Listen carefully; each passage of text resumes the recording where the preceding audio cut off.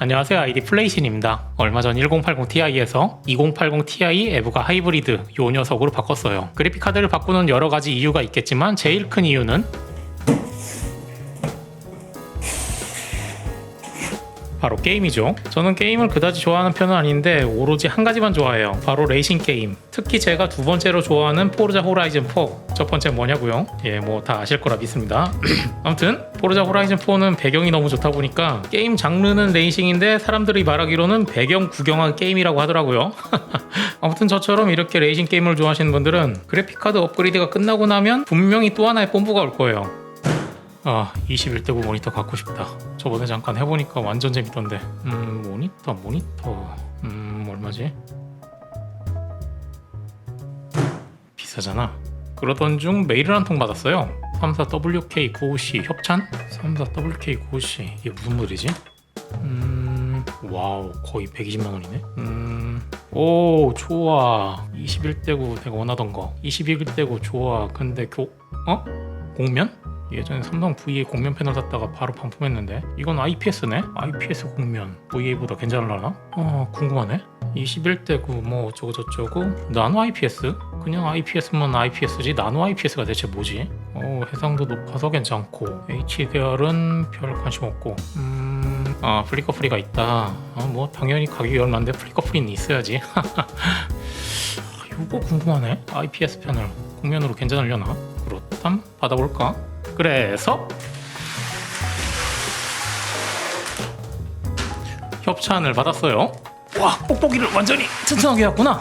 일단 뽁뽁이를 좀 뜯어야겠어요.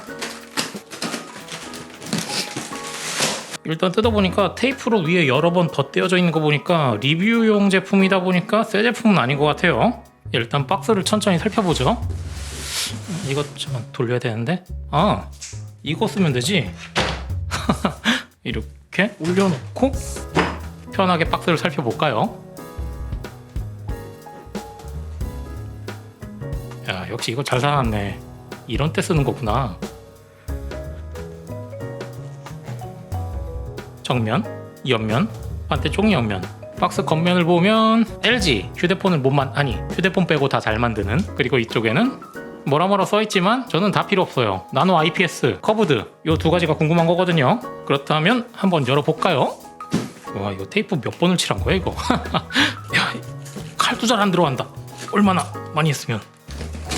열어서 박스를 열자마자 이렇게 그림이 그려져 있는데요. 제 예상이지만 이렇게 그려져 있는 이유가 커브드 모니터의 특성 때문에 그래요. 스탠드 장착할 때 그냥 바닥에다 놓고서 눌러버리면 패널이 바로 깨져요. 그렇기 때문에 꼭 스티로폼을 먼저 꺼내놓고 스티로폼 위에 패널을 놓고 이렇게 스탠드를 작업하라. 그것 때문에 이렇게 그려놓은 것 같네요.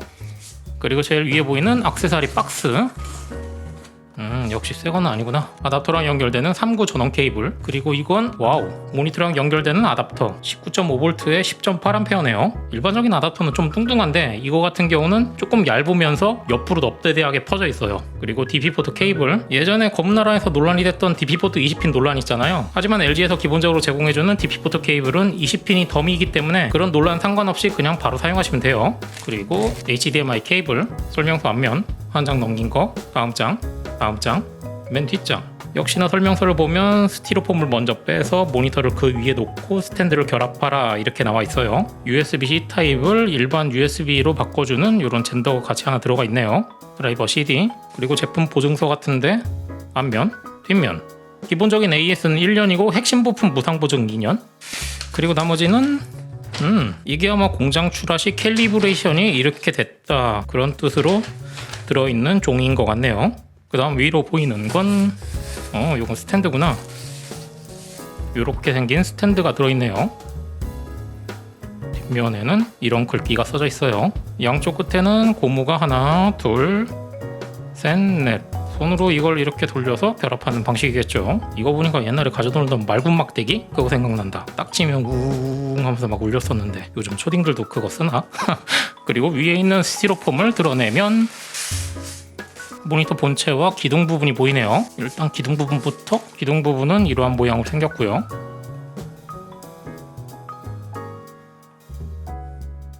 안에 스프링이 이렇게 들어가 있어서 엘리베이션 기능을 작동하는 거겠죠. 그리고 패널을 꺼내기 전에 아까 전에 설명서처럼 이쪽 앞쪽에 있는 스티로폼을 먼저 꺼내서 이렇게 밑에 먼저 깔아주고, 그 다음으로 모니터 패널을 정신 집중해서 천천히 빼서 이렇게 바닥에 내려놓으실 때는 화면을 보는 쪽이 하늘을 향하게 놓으시는 게 안전하고요. 먼저 이쪽 앞쪽에 있는 비닐을 제거하려면 손을 넣어서 살짝 들어주고 얘를 빼줄게요. 이게 새 제품이 아니다 보니까 이쪽을 보면, 아무튼 스탠드를 결합할 땐 얘를 살짝 들어서 굴곡진 스티로폼의 중앙에 잘 오게 올린 다음에 이쪽에 있는 두 개의 부품으로 스탠드를 먼저 이렇게 끼우고 손으로 잠가주고 스탠드의 이쪽 부분을 이쪽에 결합해주면 되는데요. 방법은 엄청 쉬워요. 위쪽 홈에 걸고 끝! 그리고 세워주면 뭐 조립이 끝난 거죠. 그렇다면 이젠 여기 올려서 모니터를 위에 놓고 디자인을 보면 되겠네요. 힘들게 이제 내가 안 돌아도 된다. 일단 손으로 한 바퀴 돌려볼게요. 이거 뭔가 웃긴데? 옛날 이묘한이 게임 방송에서 혼자 직접 빙글빙글 돌아가던 거 그 짤 생각난다. 정면, 옆면, 뒷면, 반대쪽 옆면. 위에서 보면 이렇게 되고요. 약간 아래쪽에서 보면 이런 모양. 밑면에는 전원을 켜고 끄고 메뉴를 컨트롤할 수 있는 조그만한 스틱이 하나 달려 있어요. 상하 좌우 움직일 수 있고, 그리고 버튼을 꾹꾹 눌러서 켜고 끄고 가능하고요. 뒷면에 있는 단자들도 보면 단자들은 이렇게 있네요. 모니터는 딱 봐도 안티글레어 무광 패널이고요. 스탠드 부분 뒤에 달려 있는 건 이렇게 뺄 수가 있고요. 이쪽에다 선을 놓고 정리하라고 이렇게 달아놓은 것 같아요. 기본적으로 달려있는 스탠드는 엘리베이션, 그리고 좌우로 되는 수입으로는 안 되고 모니터 각도를 조절하는 틸트, 그리고 당연하겠지만 피벗은 안 돼요. 하지만 모니터 받침대마다 어느 정도의 편차가 있기 때문에 좌우를 약간 조절할 수 있는 한 5도 정도는 약간 조절할 수 있어요. 이 정도는 조절해서 내가 수평을 맞춰주는 거고요. 엘리베이션 같은 경우도 중소기업 저렴한 제품 같은 경우는 오로지 맨 아래, 맨 위에 두 가지밖에 지원하지 않는 경우가 있는데, 얘 같은 경우는 자유롭게 중간에 멈춰서 내가 원하는 위치에 딱 고정을 시킬 수가 있어요. 전체적인 구성품을 모아보면 이렇게 되네요. 자, 그렇다면 사용을 해볼까요? 기본 제공되는 아답터를 220V에 끼우고 모니터 뒷면에 연결해주면, 오, 뭔가 청량한 소리가. 이거만 하나만 딸랑 보기가 좀 그런데, 이렇게 전원이 연결됐으면 뒤에를 보면 기존에 사용하던 32GK650G 선배님이 기다리고 있죠. 21대9 모니터 신병 받아라. 메인 컴퓨터도 돌려서 기본 제공되는 DP4 케이블을 같이 연결해주면 이렇게 두 모니터 모두 DP4로 연결이 된 거죠. 그렇다면 켜볼까요? 에보가 하이브리드 냉장고 소리 좋고, 이쪽에 있는 건 32인치 VA 패널, 이쪽에 있는 건 34인치 21대9 나노 IPS 패널. 나노 IPS? IPS면 IPS지? 무슨 나노를 앞에 붙여서 헷갈리게. 삼성도 LED면 LED지 무슨 QLED를 붙여놔가지고 헷갈리고. 비율이 이 녀석은 16대9, 이 녀석은 21대9라서 무작정 34인치라 그래서 얘가 무조건 큰 게 아니에요. 자세히 보시면 이 녀석에 비해서 이 녀석이 아래 위는 좁지만 옆으로 약간 넓어요. 그래서 내가 모니터를 사기 전에 미리 크기를 가늠해보는 방법은, 사이트 이름이 디스플레이 워즈, 모니터끼리 싸운다는 뜻인가? 아무튼 이 사이트에 들어와서 이렇게 디스플레이 1, 디스플레이 2가 있는데, 제가 지금 왼쪽에 해놓은 게 21대9 방식 울트라 와이드, 오른쪽에 있는 모니터는 16대9, 사이즈가 34인치 그리고 32인치, 이렇게 해서 컴페어 버튼 누르면 대략적으로 이러하게 모니터 크기 차이가 난다 가늠해 볼 수 있어요. 그렇다면 이 두 녀석을 이렇게 정면에서 보는 상태에서 불을 꺼주고 텍스트 문서를 두 개 띄워서 흰색 화면을 한번 비교해 보면, 이렇게 세팅하고 좀 멀리서 떨어져 뭐야, 왜 내가 사용하던 모니터가 오조맥정이 됐지? 오, 이것이 바로 제대로 된 IPS인가? 지금 이게 카메라로 표현이 될지 모르겠는데 나노 IPS 패널보다 VA 패널이 상당히 누렇게 보이는 상태가 됐어요. 이거 왜 이러지? 하나만 볼 땐 좋았는데 옆에 IPS 패널 가져다 놓으니까 이렇게 되네. 신입이 들어와가지고 고참한테 하극상을 해? 그렇다고 해서 VA 패널이 무조건 나쁜 건 아니에요. 옆에 IPS 패널이랑 같이 놓으면 이런 상태가 되는 거지, 얘 하나만 있으면 그렇게 큰 차이는 못 느끼거든요. 트와이스의 다이언 옆에 누구나 있으면 다 그렇게 되듯이 비슷한 이치라고 생각하시면 됩니다. 절대 오주맥정이 아닌 따뜻한 색감을 가진 모니터였어요. 저는 따뜻한 남자니까요. 아무튼 흰색 화면 특성은 봤으니까 이번에는 monitor.co.kr 디스플레이 무결점 테스트 사이트거든요. 여기에 들어가면 위쪽에 여러가지 메뉴들이 있어요. 하나씩 눌러보면 다 테스트를 할 수가 있거든요. 그래서 저는 1번을 선택하고 시작하기 누르면 이렇게 마우스를 한번 클릭할 때마다 색깔을 바꿔가지고 화면을 볼 수가 있어요. 이거를 사용해서 둘 다 이렇게 이렇게 검은색 화면으로 만들어버리고 불을 꺼버린 다음에 빛샘 특성을 한번 알아보죠. 밝기 조절을 좀 해서 제가 보고 있는 장면과 최대한 비슷하게 맞춰봤고요. 역시 왼쪽에 있는 IPS는 제가 예상했던 대로 그대로의 빛샘 특성을 보여주고 있어요. 대부분이 이쪽에 있는 모서리들에서 빛샘이 조금씩 나오는 게 특징이거든요. 멀리서 찾을 거 없이 구글에다가 IPS 빛샘이라고 쳐보면 대부분 다 대각선 모서리 4군데에서 빛이 새는 걸 볼 수가 있을 거예요. 그와 반면에 오른쪽에 있는 오줌, 아니 따뜻한 색감을 가진 저희 32GK650G 모니터는 VAA 패널 특성답게 검은 화면에서도 빛샘은 보이지가 않고요. 제가 이 녀석들을 사용하기 전에도 IPS 패널과 VAA 패널을 사용해봤지만 대부분 다 IPS 패널은 하얀색 화면을 가지고 있는 반면에 검은색 화면에서 약간의 빛샘 특성을 보여주고요. VAA 패널 같은 경우는 저가형이나 고가형이나 빛샘 특성은 거의 보이지가 않았어요. 단 하나 반드시 유의해야 될 건 이렇게 평면으로 된 VA가 아니라 곡면으로 된 VA 대부분 다 빛샘을 가지고 있어요. 그렇다면 불을 켜주고 오우 눈뽕. 그렇다면 픽셀 이야기로 넘어가 보죠. VA 패널 6 서브 픽셀 대 나노 IPS 3픽셀. 메모장을 하나 띄우고 메모장에다가 디스플레이 이렇게 써주고 스마트폰 카메라 모드 그냥 찍어도 되지만 조금 더 선명하게 보려면 전문가 모드 들어가서 대략 이 정도 세팅해서 초점을 잡을 수 있는 최대한 가까이 근접해서 찍어줍니다. 갤러리 들어가서 확인을 해보면 쭉 확대가 되거든요. 와, 요즘 스마트폰은 진짜 잘 지켜요. 스마트폰만 좀만 잘 만들면 되는데 LG는. 아무튼 자, 어떤 게 IPS RGB 패널일까요? 눈썰미가 좋으신 분들은 알아채셨을 거예요. 당연히 아래쪽에 깔끔한 글자가 IPS RGB 패널 모니터예요. 6 서브 픽셀에 관한 자세한 건 제가 오른쪽 위에 띄워드리는 영상에서 확인할 수가 있고요. 흰색 바탕에 검은색 글씨가 써진다면 이런 차이가 나요. 그래서 대부분 IPS RGB 3픽셀 패널을 선호하는 거죠. 하지만 이 정도는 민감하지 않다면 이건 그냥 넘어갈 수도 있을 거예요. 그렇다면 흰색 바탕에 검은색 글씨는 그다지 체감이 안 될 수도 있어요. 하지만 6 서브 픽셀의 문제는 검은색 바탕에 하얀색 글자가 있을 때 대표적으로 검은 나라 사이트가 있죠. 여기서 쭉 확대해서 이쪽에 보이는 디스플레이 장치라는 글자를 똑같이 사진을 찍어보면 아까랑 같은 옵션으로 찍어봅니다. 이번에도 갤러리에서 쭉 확대해서 확인해보면 이번에는 어떤 게 IPS RGB 패널일까요? 한 번에 알 수 있을 정도로 차이가 나죠. 당연히 아래쪽이 IPS 3픽셀이에요. 이쪽에 VA 6 서브 픽셀은 글자마다 가로선 위에 점이 하나씩 찍혀 있는 걸 볼 수가 있어요. 이게 바로 VA 6픽셀에서 자주 보이는 글자 가독성 문제거든요. 위쪽의 글자가 이상하다고 느끼겠지만 그나마 이건 5대5 비율의 6픽셀이라 나은 편이에요. 더 안 좋게 나오는 건 삼성 VA 패널 중 비대칭 6픽셀을 가진 모니터는 진짜 못 봐줄 정도니까요. 자세한 건 설명란에 링크로 넣어놓을게요. 한번 보시면 깜짝 놀랄 거예요. 그러면 간단하게 패널 비교는 해봤으니까 이번에는 이 녀석에 대해서 좀 더 깊이 알 수 있는 시간을 가져보죠. OSD 컨트롤은 모니터 중앙 밑면에 있는 이 버튼을 한번 딸깍 눌러주면 되고요. 오른쪽으로 한번 이동해서 설정 한번 쭉 훑어보고 갈게요. 간편 설정, 입력, 영상, 음향 설정, 일반 설정. 일단은 초기에 세팅하는 걸 추천드리는 항목은 전원을 꺼보면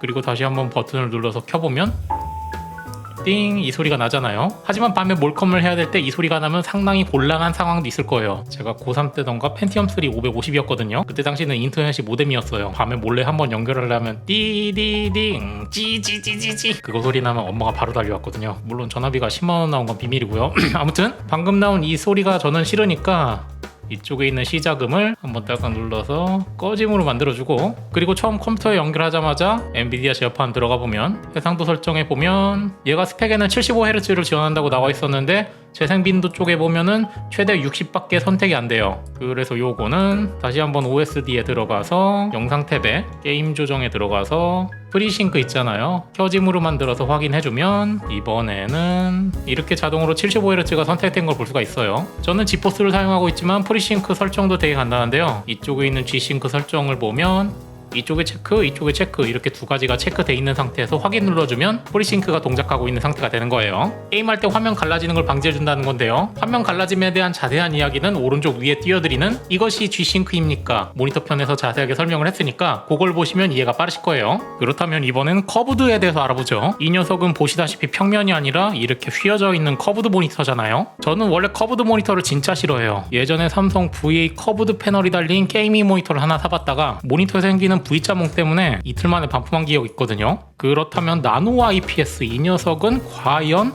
V자몽 증상이 있을 없네? 원래 이렇게 밝은 회색 이렇게 정면에서 바라보는 상태에서 이쪽이랑 이거 VA 패널이었으면 100% 이쪽에 V자몽이 있거든요. V자몽이 궁금하시면 멀리 찾을 필요도 없어요. 구글에다가 커브드 띄우고 멍이라고 검색하면 수많은 VA 커브드 멍 사례가 나오거든요. 근데 신기하게 이 녀석은 멍이 없어요. IPS 커브드는 원래 멍이 없는 건가? 혹시나 저처럼 예전에 VA 커브드 V자 멍에 한번 대여서 커브드 모니터에 질색을 하신 분들이라면 일단 이 녀석은 V자 멍은 걱정하지 않아도 된다, 이렇게 생각하시면 되겠네요. V자 멍 증상이 없다는 걸 확인했으니까 이번에는 제가 커브드 패널을 싫어하는 두 번째 이유, 화면 왜곡 증상이에요. 지금 찍고 있는 카메라 위치가 모니터랑 어느 정도 거리가 떨어져 있는 상태거든요. 이렇게 멀리서 화면을 보게 될 경우는 이쪽이 잘록하게, 그리고 이쪽이 잘록하게, 가운데가 약간 눌려있는 이런 모양의 형태가 되거든요. 하지만 모니터는 약간 달라요. 얘가 멀리서 보는 게 아니라 이렇게 어느 정도 가까이에서 붙어가지고 보는 거거든요. 그래서 내 눈과 모니터의 거리가 아까 전처럼 멀리 떨어진 게 아닌 일정 거리 이상 가까이 접근했을 때 화면이 위아래로 눌려있다, 그런 느낌이 사라지게 돼요. 오히려 멀리 있다가 가까이 다가가게 되면 좌우로 시야가 넓어진 것 같은 그런 느낌을 받게 되죠. 사람의 눈이라는 게 되게 간사한 게 멀리서 보면은 약간 이런데 가까이에서 보면 이게 평면인지 커브든지 그다지 구분은 가지가 않아요. 오히려 평면보다 몰입감은 더 좋아져요. 모니터가 나를 위해서 감싸고 있는 그런 느낌? 저는 지금 보여드리는 게 카메라로 보여드리는 거라 100% 여러분이 느끼는 거랑 동일할 수는 없어요. 그렇기 때문에 이걸 느껴보시려면 근처 대형 가전 매장들 가보면 대부분 다 커브드 모니터가 전시가 돼 있을 거예요. 34인치 이상을 눈으로 가까이서 보고 오시는 게 제일 좋을 거라고 생각이 되네요. 그렇다면 이번에는 IPS 패널과 커브드에 대해서 알아봤으니까 이 녀석이 가지고 있는 가장 큰 특징 21:9 비율에 대해서 한번 알아보죠. 일단 이 녀석의 21:9를 다 활용하려면 LG 홈페이지에서 받은 온스크린 컨트롤, 이걸 다운받아서 깔아주면 되고요. 설치, 재시작을 해주고요. 껐다 키면 자동으로 온스크린 컨트롤이 실행되는데요. 여기서 제일 먼저 해볼 건 모니터를 처음 받은 거니까 모니터 설정에 소프트웨어 업데이트라고 써있는데요. 모니터 소프트웨어 업데이트가 가능하대요. 이게 아마 모니터 펌웨어 업데이트 같은데 한번 해볼까요? 실행. 아하, 이 케이블로 연결을 해라. 제가 받은 건 리뷰 샘플이라 그런지 USB-C 타입 케이블이 안 들어가 있었거든요. 그래서 집에 있던 케이블을 사용해서 같이 들어있던 젠더에 끼워주고 남는 USB 3.0에 끼워주고 모니터 뒷면에 C 단자에 연결해보면 뭔가 설치 중? 다시 한번 시도해보면 뭐야, 최신 버전? 모니터 소프트웨어 업데이트가 가능하다며. 실행. 최신 버전? 네가 나를 물을 먹여? 네가 내 노력을 짓밟으면 그땐 나도 깡패가 되는 거야. 어이 LG, 모니터답게 행동해. 그렇다면 저를 빡치게, 아니 잠시 신사로 만들어졌던 모니터 설정은 빼고 아무튼 온스크린 컨트롤 메뉴를 잠깐 살펴보면 모니터에 있는 물리적인 버튼을 손대지 않고도 밝기와 명암을 이쪽에서 바로 왔다 갔다 할 수 있고요. 화면 분할 쪽에 가보면 여러가지 모양들이 있는데 이게 뭐냐면, 그래서 이렇게 크롬이 아닌 여러가지 프로그램이 실행되어 있다고 가정을 하고 가운데 있는 이분할 눌러주면 잠시 생기는 이 빨간색 선대로 이렇게 모니터를 자동으로 정렬해서 쓸 수도 있어요. 21:9 모니터니까 여기가 16:9, 나머지 짜투리 공간을 이렇게 사용할 수 있는 거죠. 그리고 절반도 가능하고 상하로도 3분할도 이러한 모양들로 사용할 수도 있고요. 6분할 그리고 8분할 자동 정렬할 수 있게 가이드가 있기 때문에 내가 원하는 창을 이쪽에다가 가까이 대면 이렇게 바뀌는 걸 볼 수가 있죠. 밑에 있는 PIP 같은 경우는 이렇게 누르면 이쪽에 생기는데요. 여기에다가 이렇게 갖다 놓고 여기에 고정돼서 사용할 수도 있는 거예요. 이쪽, 이쪽, 이쪽. 하지만 나는 간단하게 모니터를 좌우만 나눠서 사용하고 싶다, 이러신 분들은 굳이 OSD 컨트롤 프로그램을 깔지 않아도 하나의 창을 잡고 오른쪽에 부딪혀주면 이렇게 반반 나눠서 사용할 수 있고요. 왼쪽에 부딪히면 왼쪽으로 이렇게 반반 나눠서 사용할 수 있고, 오른쪽 위에 부딪히면 이쪽으로 나눠지고 오른쪽 아래 부딪히면 이쪽으로 나눠지고 이렇게 사용할 수도 있고요. 단축키로 사용하고 싶다면 원하는 창을 선택한 상태에서 윈도우 키 누른 상태에서 방향키 왼쪽 하게 되면 왼쪽으로 정렬, 윈도우 키 누른 상태에서 오른쪽 누르게 되면 오른쪽으로 정렬, 이 상태에서 윈도우 키 누른 상태에서 위로 한번 누르면 이쪽으로 정렬, 이 상태에서 아래로 2번 눌러주면 아래쪽으로 정렬. 이렇게 4분할 정도는 기본적인 단축키로도 사용할 수도 있어요. 나만의 영상 모드도 있는데요. 온 해주게 되면 사용하는 어플리케이션에 따라서 내가 원하는 영상 모드로 자동으로 실행이 되게 만들어줄 수도 있어요. 기본적으로 지정되어 있는 프로그램이 아닌 다른 프로그램을 하고 싶다면 편집 눌러서 내 컴퓨터에 깔려있는 프로그램들을 넘겨가지고 이쪽에 띄울 수가 있겠죠. 게임 설정으로 들어가 보면 응답 시간 기본은 빠르게 돼 있고 어댑티브 싱크, 프리싱크, G싱크, 컴퓨터블이라고 써 있는데 OSD 일일이 눌러서 들어가는 게 아닌 여기서도 바로 켜고 끄고가 가능하고요. 그렇다면 이렇게 세팅하고 16:9 모니터와 21:9 모니터의 프로그램별 활용 차이에 대해서 알아보죠. 자신이 게임 방송을 많이 시청한다면 이 녀석은 21:9 모니터니까 이쪽에 16:9 화면을 띄워놓은 상태에서 이쪽에 채팅도 넓게 볼 수가 있겠죠. 이거를 똑같이 16:9에서 본다면 채팅까지 같이 보려면 16:9 화면에서는 이 정도가 잘릴 수밖에 없겠죠. 21:9 화면에서는 화면 반을 갈라서 인터넷 창 2개 정도 띄워도 네이버 여유롭게, 유튜브 여유롭게 어느 정도 안정된 비율로 볼 수가 있거든요. 이걸 16:9에서 본다면 이 정도의 차이가 될 거고요. 저는 프리미어 작업도 많이 하는데요. 지금 편집하고 있는 화면이 어떤 건지 이쪽에 있는 화살표를 눌러서 좌우로 왔다 갔다 하면서 많이 확인하곤 해요. 21:9 모니터라 이쪽에서 작업할 수 있는 공간이 넓거든요. 이걸 16:9 화면으로 보면 이렇게 작업 공간이 줄어들게 되죠. 하지만 이건 21:9와 16:9 화면 비율의 차이라기보다는 방금 전 녀석보다 이 녀석이 화면 해상도가 낮기 때문에 이 정도밖에 표현이 안 되는 거라고 볼 수가 있어요. 이런저런 잡설들을 막 늘어놨지만 궁극의 목적은 바로 이거죠. 네, 예상하셨듯 게임이죠. 일단 배틀그라운드부터 해봤는데요. 아래쪽에 보이는 것처럼 21:9 비율이 좌우 시야각이 더 넓게 보이는 걸 볼 수 있어요. 좌우에서 적이 나타난다면 더 먼저 알아차릴 수가 있겠죠. 다음으로는 툼레이더예요. 툼레이더 시리즈가 나오면 나올수록 툼레이더 제작자들은 라라가 어떻게 하면 더 고생하는 걸 보여줄까 생각하고 만드는 게임인 것 같아요. 여기서도 열심히 등산을 하고 있네요. 이후의 여정 또한 고생길이 훤하다는 걸 보여주는 오프닝 같아요. 라라는 고생하지만 좌우로 넓은 21:9 화면은 정말 멋지죠.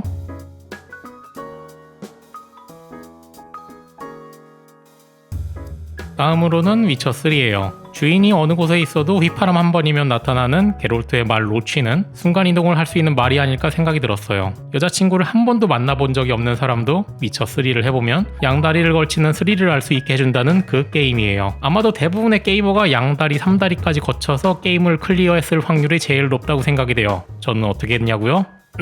비밀입니다. 아무튼 위쳐3 또한 넓은 시야각으로 오픈월드에서 21:9 모니터의 장점을 잘 보여주고 있어요.